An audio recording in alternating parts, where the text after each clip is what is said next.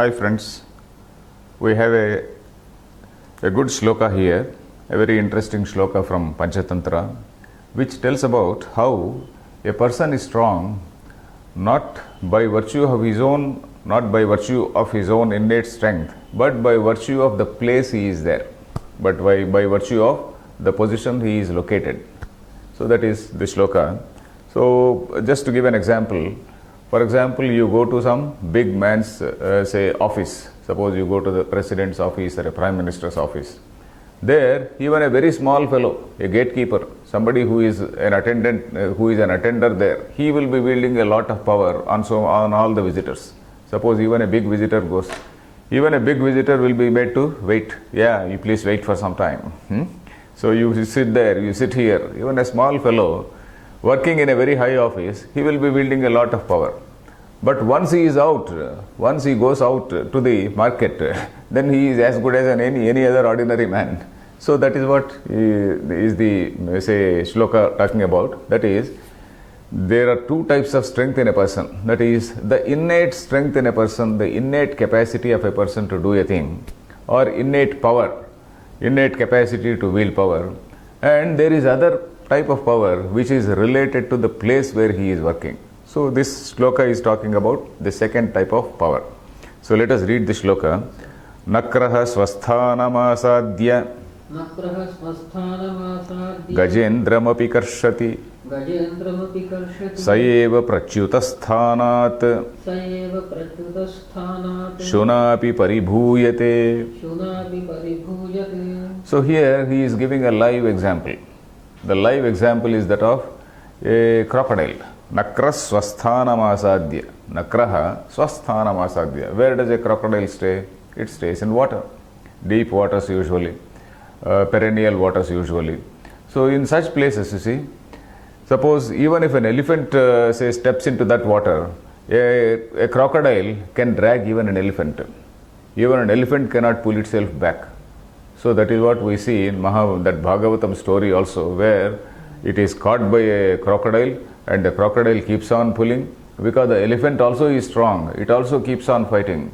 So finally both are tired and both are, this crocodile also is not able to pull it inside, and then Gajendra also is not able to pull himself back. So the crocodile in its own place, that is in water, it is so strong. And then, but then suppose the same crocodile comes out. Sometimes the crocodiles, they come out for basking in the sun. At that time, even ordinary dogs can go, and then dogs also bite them, and then the crocodile cannot do much, because it is so unwieldy, and then it can't, by the time it turns its head, the dog runs about, it jumps over it, it can even bite it on its back, it can sit on its back and slowly eat it. So crocodile will not be able to do anything. So like that, the crocodile is very, very powerful when it is in its own terrain, when it is in its own place, on its own ground.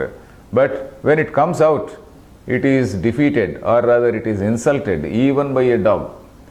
So Nakra is crocodile, swasthanam asadya, having been located in its own place, Gajendram api karshati. Gajendra means a mighty elephant. Karshati means it can pull even a mighty elephant. Sayeva prachuta sthanat, the crocodile, prachuta sthanat, that is, when it is not in its own place, when it is out of its place, prachuta sthanat, when it is out of its place, then shunapi paribhuyate. Shwa means a dog. Shuna is by a dog, that is Tritiya Vibhakti. Shunapi paribhuyate. Paribhava means insult. Paribhuyate means it is insulted. Insulted in the sense that even a dog comes and bites, it bites its tail, it sits on its back and then bites it on the back. So whatever the dog does, the crocodile has to bear it silently. It can't do anything. So it has to go back into the water. So even it is insulted even by a dog. So this is about people, small people who are placed in high places, or who are located in such places where they are able to wield power over people. In fact, Shakespeare in one place says, a dog is powerful in its den. So in one of the dramas he says, in one of the plays he says, a dog is powerful in its den. So you go to meet a king. So there even the servant is wielding a lot of power on you, because the servant will say, no, the king can't see you now, so the king can see you tomorrow, only tomorrow. It happens to all these people. So a natural habitat or natural environment or natural terrain is something which is giving strength. In fact, this is used actually even as a strategy of war. You see, you might have heard about a word called guerrilla war. What is guerrilla war? Guerrilla war is a war of a weak person against a strong person. This weak person cannot hit the strong person on an equal terrain. The weak person, he will be crushed. If he comes out and then if he fights, then the strong person will just crush him. So what does the weak man do? He will adopt some terrorist tactics. So he will try to hit the big man in some place where he is vulnerable. So some place where he is vulnerable, because even a mighty elephant, it can't be, it is not protected always at all times. So at the most vulnerable time, this small fellow will hit. Or suppose this guerrilla group, suppose it is in some sort of jungle or it is in their own terrain. So they are very powerful in their own terrain. If you read history, in history you can see accounts of so many guerrilla wars. That is a small army defeating mighty armies. Because the mighty armies, they will be coming, they will be marching on royal roads, they will be marching in a very regal manner. But this small guerrilla team will be inflicting so much of casualties, they will be inflicting so much of damage on the mighty armies, because they are fighting from their own terrain.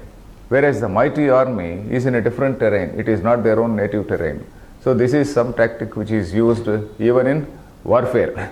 So this basically, of course, this shloka is not directly referring to warfare, but it is a tactic which is also used in that warfare.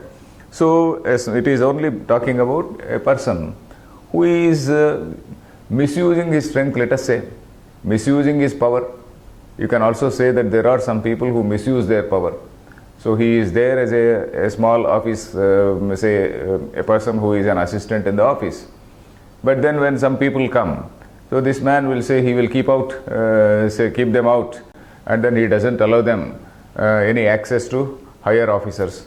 So such people, we can talk about such people who wield so much of power because of their place. So that is the shloka here. So this is not something which is commended here. So the poet here, he is not commending, he is not praising, he is not appreciating that it is good, he is only condemning it. It is something, this is a behavior which is not encouraged here, it is a behavior which is condemned. Let us read the shloka. Nakrasvasthanamasadya Gajendramapi karshati Sayeva prachutassthanat Shunapi paribhuyate. Fine.